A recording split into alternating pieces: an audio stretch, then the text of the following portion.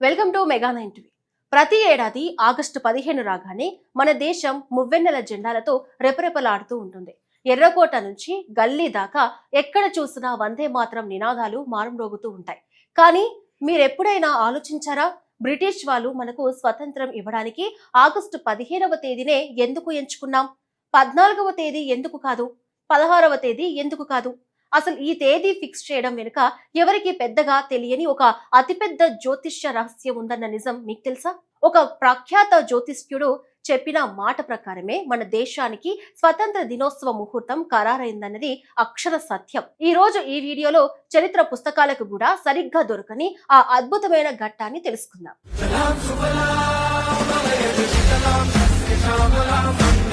1946వ సంవత్సరం భారతదేశానికి స్వాతంత్రం ఇవ్వడం ఖాయమైంది. అధికారాన్ని బదిలీ చేయడానికి బ్రిటిషర్లు సిద్ధమయ్యారు. కానీ ఏ తేదీన ఈ బదిలీ జరగాలి? అప్పటి మన జాతీయ నాయకులు దీనిపై సుదీర్ఘంగా చర్చించారు. అప్పటి కీలక నాయకుడు మన తొలి రాష్ట్రపతి డాక్టర్ రాజేంద్ర ప్రసాద్ కి జ్యోతిష్యం అంటే అమితమైన నమ్మకం. స్వతంత్రం లాంటి అత్యంత పవిత్రమైన ఘట్టం సరైన ముహూర్తంలో జరగాలని ఆయన భావించారు. వెంటనే ఆయన తన నమ్మకస్తుడైన గోస్వామి గణేష్ దత్ మహారాజ్ ద్వారా ఉజ్జయిన్కు చెందిన దేశంలోనే అత్యంత ప్రఖ్యాత జ్యోతిష్కుడు పండిత్ సూర్యనారాయణ వ్యాస్ ను ఢిల్లీకి పిలిపించారు. భారతదేశ జాతక చక్రాన్ని పరిశీలించి ఒక పవిత్రమైన తేదీని నిర్ణయించే బాధ్యతను ఆయన భుజాలపై పెట్టారు.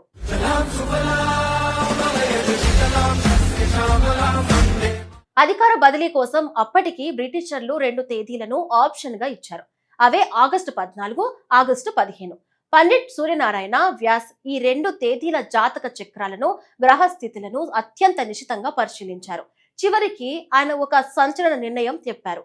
ఆగస్టు 14వ తేదీన లగ్న బలం సరిగ్గా లేదని, ఆ రోజున ముహూర్తం అస్థిరంగా ఉంటుందని, కాబట్టి ఆ తేదీని పక్కన పెట్టాలని తేల్చి చెప్పారు. అదే సమయంలో ఆగస్టు 15వ తేదీ గ్రహగతులు భారతదేశ భవిష్యత్తుకు అత్యంత అనుకూలంగా ఉన్నాయని, స్వాతంత్రం ప్రకటించడానికి ఆగస్టు 15కి మించిన బెస్ట్ డేట్ మరొకటి లేదని ఆయన కండబద్దలు కొట్టారు.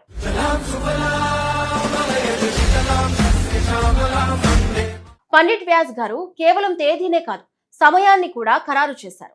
స్వతంత్ర ప్రకటనకు అర్ధరాత్రి సమయం ఎంతో శుభప్రదమని డాక్టర్ రాజేంద్ర ప్రసాద్ తో చెప్పారు. జెండా ఎగరవేయడం అర్ధరాత్రి చేయాలని, మిగతా అధికారిక కార్యక్రమాలు ఉదయాన్నే చేయాలని ఆయన సూచించారు. ఈ వివరాలను పండిట్ వ్యాస్ కుమారుడు, దూరదర్శన్ మాజీ డైరెక్టర్ జనరల్ అయిన రాజశేఖర్ వ్యాస్ ఒక సందర్భంలో స్వయంగా వెల్లడించారు. జ్యోతిష్కుడు చెప్పిన ఈ ముహూర్తాన్ని పండిట్ జవహర్ లాల్ నెహ్రూ కూడా గౌరవించారు. అందుకే ఆగస్టు 14 అర్ధరాత్రి దాటాక, అంటే ఆగస్టు 15 ప్రారంభమైన వెంటనే జవహర్ లాల్ నెహ్రూ ఎర్రకోటపై మన మువ్వెన్నెల జెండాను సగర్వంగా ఎగురవేశారు.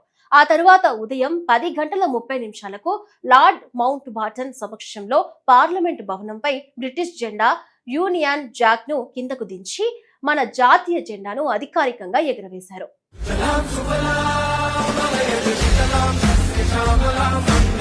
ఇంతటి చారిత్రక ఘట్టానికి ముహూర్తం పెట్టిన పండిట్ సూర్యనారాయణ వ్యాస్ మామూలు వ్యక్తి కాదు. 1902లో జన్మించిన ఆయన 1921లోనే స్వతంత్ర పోరాటంలో పాల్గొన్నారు. ఆయన గొప్పదనం ఏంటంటే 1947 ఆగస్టులోనే దేశానికి స్వాతంత్రం వస్తుందని, డాక్టర్ రాజేంద్ర ప్రసాద్ తొలి రాష్ట్రపతి అవుతారని ఆయన 1930లోనే ముందే జోస్యం చెప్పారట.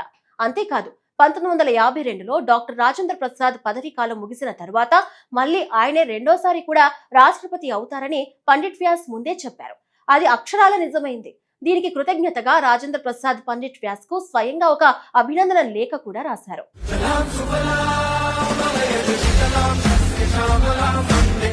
ఇండియాకి ముహూర్తం పెడుతున్న సమయంలో పండిట్ వ్యాసుడు పాకిస్తాన్ భవిష్యత్తు గురించి ఒక భయంకరమైన హెచ్చరిక చేశారు. ఒకవేళ పాకిస్తాన్ గనుక ఆగస్టు 14న ఏర్పాటైతే అది శాశ్వతంగా అస్థిరంగా ఉండిపోతుందని చెప్పారు. ఎందుకంటే ఆగస్టు 14న మేష లగ్నం ఉందని, గురుగ్రహం శత్రుస్థానంలో ఉందని ఆయన లెక్క కట్టారు. కానీ పాకిస్తాన్ నిర్మాత మహ్మద్ అలీ జిన్నాకు క్యాలెండర్లు శుభ ముహూర్తాలపై నమ్మకం లేదు. అందుకే ఆయన జ్యోతిష్యాన్ని పక్కన పెట్టి ఆగస్టు 14వ తేదీనే స్వాతంత్ర దినంగా ప్రకటించుకున్నారు.